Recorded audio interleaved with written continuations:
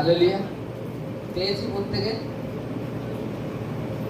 Mark, hallelujah, আমি পড়ছি mark 16:14 থেকে। তৎপরে সেই 11 জন ভোজনে বসিলেন, তিনি তাহাদের কাছে প্রকাশিত হইলেন এবং তাহাদের অবিশ্বাস ও মনের কঠিনতা প্রযুক্ত তাহাদিগকে তিরস্কার করিলেন, কেননা তিনি উঠিলে পর যাহারা তাহাকে দেখিয়াছিল তাহাদের কথায় তাহারা বিশ্বাস করে নাই। আর তিনি তাহাদিগকে কহিলেন, তোমরা সমুদায় জগতে যাও, সমস্ত সৃষ্টির নিকটে সুসমাচার প্রচার করো। যে বিশ্বাস করে ও বাপ্তাইজিত হয় সে পরিত্রাণ পাইবে, কিন্তু যে অবিশ্বাস করে তাহার দণ্ডাজ্ঞা করা যাইবে।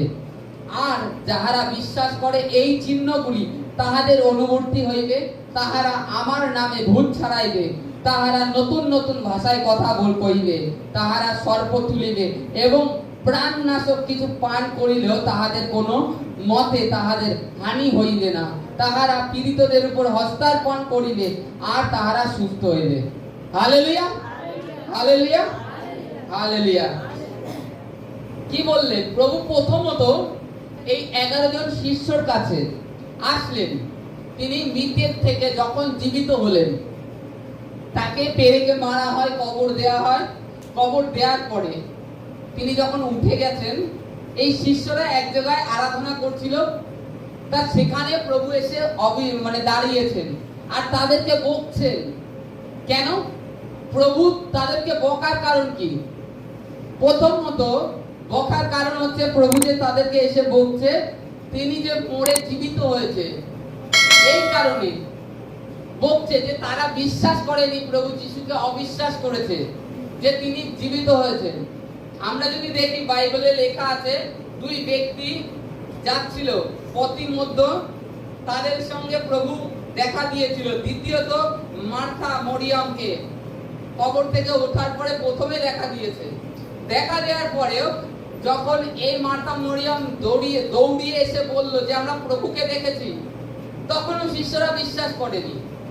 এই কারণে তাদের অবিশ্বাস প্রযুক্ত। কেন বিশ্বাস করেনি? আর প্রভু কেনই বা বকলো? কারণ প্রভু এটা জানে পৃথিবীর নেচার, যে মরে যায়। এই শিষ্যরা সেটাই মনে করেছে যে পৃথিবীর নেচার, যেটা স্বভাব পৃথিবীর, যে মরে যায় সে দ্বিতীয়বার পুনরায় জীবিত হয় না। এই কারণে, কারণ এটা প্রকৃতির কিংবা পৃথিবীর নেচার, এই কারণে শিষ্যরা অবিশ্বাসী হলেন যে না, ওসব ভুল দেখেছে। আর প্রভু বকলেন কারণ কি? কারণ এটাই, প্রভু তার মৃত্যুর বিষয়, তার বেঁচে ওঠার বিষয় শিষ্যদের কাছে তিনবার ভবিষ্যৎবাণী করে গেছে যে আমাকে মারা যাবে, আমাকে মারা যাবে, কবরে দেয়া হবে, আমি আবার 3 দিন পর পুনরায় জীবিত হব। এই রূপ করে প্রভু তিনবার তাদের কাছে বলেছে ভবিষ্যৎবাণী, তাদের কাছে বলেছে বলে এই কারণে তাদের সাথে প্রভু যে থেকেছে, তাদের দ্বারা প্রভু অনেক অদ্ভুত কার্য দেখিয়েছে। মৃতকে লাজার, যে 4 দিনের মৃত, পচা গলা লাশ ছিল। 4 দিনের একটা মানুষ যদি মারা যায়, তার বডিটার অবস্থা কি হতে পারে? মনে করুন এখনকার দিনে ফ্রিজ আছে, মাসের পর মাস রেখে দেয়া যায়, কিন্তু সেই সময় দিনকে 4 দিনের যে মারা গেছে ব্যক্তি, তাকে কবরের মধ্যে দেওয়া হয়েছে, তার বডিটা কি হয়ে গেছিল। সেই পচা লাশকে ডাক দিলেন, লাজার বাইরে আসো। সেই লাজার উঠে চলে আসলো। শিষ্যরা দেখলো কিন্তু যে প্রভু সেই মৃতকে জীবিত করলেন, ডাকলেন আর চলে আসলেন, দেখলো। তারপরে আমরা দেখি বাইবেলে জারির নামের এক ব্যক্তি, তার কন্যা মারা গেছে, গিয়ে বলছে হুকুমনি ওঠো। হাত ধরলো, তুললো, উঠে গেল। শিষ্যরা দেখেছে। তারপর যে বিধবা স্ত্রী ছিল, তার একমাত্র পুত্র, সেও ওরকম মৃত, তাকে নিয়ে যাচ্ছে কবর দিতে যাওয়ার জন্য। তাকে নিয়ে যাচ্ছে, খাটটা থামিয়ে বলল, বালক আমি তোমাকে বলছি ওঠো। উঠে গেল। তারপরে জলের মধ্যে হেঁটেছে, ঝড় থামিয়েছে, কুষ্ঠরোগী, পক্ষাঘাতী, ওরকম কত তুলেছে তার নেই ঠিক। লাখো লাখো প্রভু হয়তো চমৎকার করেছে। মাটির পাখি বানিয়েছে। শিষ্যরা দেখেছে এগুলো, হাত দিয়ে এরকম নাসিকাতে ফু দিয়েছে, ছেড়ে দিয়েছে, উড়ে চলে গেছে পাখি আকাশে। কারণ তিনি সৃষ্টির ক্রিয়েটার, এই সৃষ্টি নির্মাণ করেছেন, এইটা তার প্রমাণ দিলেন তাদের কাছে। তা সত্ত্বেও তারা অবিশ্বাসী হলেন। আমরা যদি দেখি যে ব্যক্তিকে চোখে সে অন্ধ ছিল, কি করলেন? তিনি মাটিতে থুতু দিলেন প্রভু যিশু। থুতু দেওয়ার পরে কি করলেন? থুতুটা সেই কাদা করলেন, কাদা করে কি তার চোখে লেপন করলেন। এটাই তিনি প্রমাণ দিলেন। কি প্রমাণ দিলেন? এর থেকে কি জানতে চাই? সব থেকে বড় যে আদিতে মানুষকে মাটি দিয়ে যে তার হাত দিয়ে বানিয়েছিলেন কাদা করে, সেইটা প্রমাণ দেয় ওই জায়গায় যে তিনি থুতু দিয়ে কাদা করলেন, কাদা করার পরে সেই চোখে লেপন করে দিলেন। আর তারপরে কি হলো? সে শিলোহার সরোবরে যেতে বললো, চোখ ধুয়ে ফেলতে বললো, তাতে কি হলো? সে দেখতে পাচ্ছে। এটাই তিনি দেখাচ্ছেন, প্রথম থেকে প্রমাণ দিচ্ছেন এই শিষ্যদের কাছে যে তিনি ঈশ্বর, তিনি এই পৃথিবীর সৃষ্টিকর্তা। তার জন্য তিনি মাটি নিয়ে কাদা করে চোখে লেপন করে দিলেন। এইগুলো কি এই শিষ্যরা দেখেনি? দেখেছে, তারপরেও অবিশ্বাস করেছে, সন্দেহ করেছে প্রভুর পরে।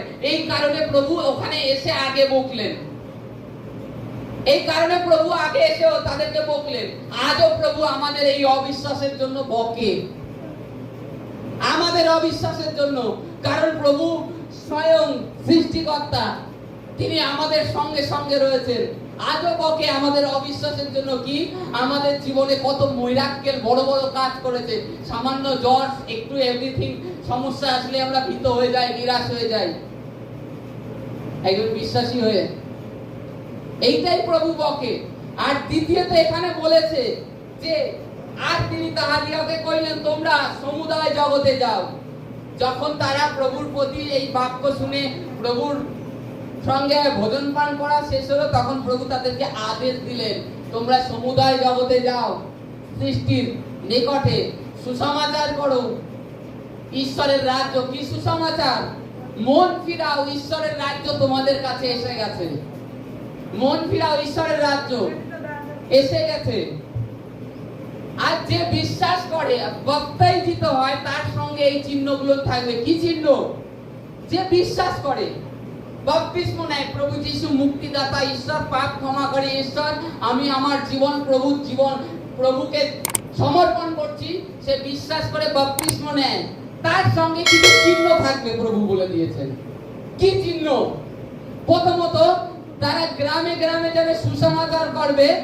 আর যদি কোনো ব্যক্তিতে দুষ্ট আত্মা থাকে, সেই দুষ্ট আত্মাকে তাড়ানোর অধিকার দিয়েছে। আপনি যিশু খ্রিস্টের নাম বলে ভূতগ্রস্ত ব্যক্তিকে সুস্থ করতে পারবেন। কোন ব্যক্তি রোগগ্রস্ত আছে, আপনি হাত রাখবেন তার মাথায়, যিশুর নামেতে সুস্থ হয়ে যাও, সে সুস্থ হবে। আপনাকে অজান্তে কেউ যদি বিষ পান করিয়ে দেয়, আপনি খাদ্যটা গ্রহণ করছেন কি? প্রভু তোমার ধন্যবাদ, এই খাদ্য তুমি দিয়েছো, তোমার মহিমা গৌরব প্রভু যিশু। আপনি অজান্তে আপনাকে খাইয়ে দিল, আপনি সেটা পান করলেন প্রভুর ধন্যবাদের সহিত, সেই বিষ অমৃতে পরিবর্তন হয়ে গেল। কারণ প্রভু বিষটার যে বিষক্রিয়া দূর করে দিল। তারপরে লেখা আছে সে সর্প তুলবে। যদি আপনাকে সাপেও কাটে, আপনি যদি প্রভু যিশুর চরণ তলে থাকেন, প্রভুর প্রতি বিশ্বাস রাখেন, আপনার কোনো হানি হবে না। এটা হচ্ছে চিহ্ন। যে বিশ্বাসী বাপ্তিস্ম নেয়, তার সঙ্গে এই চিহ্ন থাকবে। আর যে অবিশ্বাস করে, কি হবে? এখানে বলে দিয়েছে, দণ্ডাজ্ঞা স্পষ্ট, ক্ষমা নেই। কারণ ঈশ্বরের একমাত্র পুত্রে সে বিশ্বাস করেনি, এই কারণে তার দণ্ডাজ্ঞা করা যাবে। কারণ ঈশ্বর কত রূপ ভাবে মানুষের কাছে সে আর সাক্ষ্য দেবে, মানুষের কাছে কত রূপ ভাবে সাক্ষ্য দেবে। প্রথম সাক্ষ্য দিয়ে দিয়েছে, সে মরে বেঁচে উঠেছে।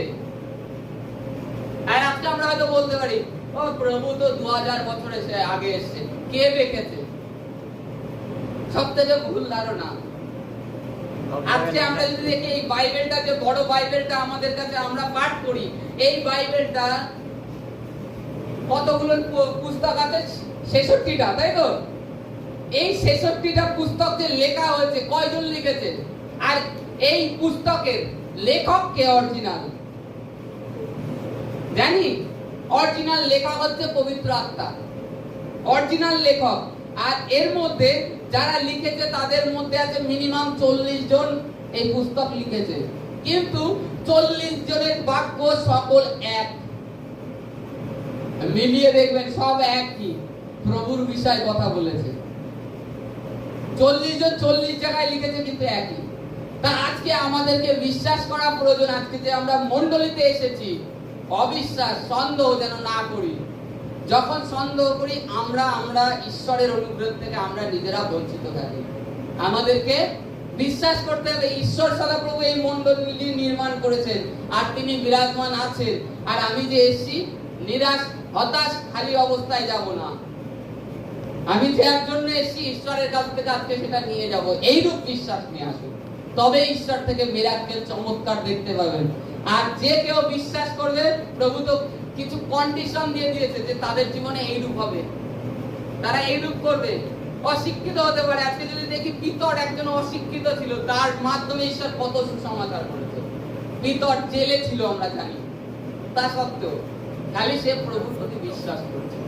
আমাদেরও কাজ এটাই দিয়েছে প্রভু, বিশ্বাস করা তার উপরে, তবে অদ্ভুত কার্য দেখতে পাবে। Hallelujah, hallelujah, hallelujah.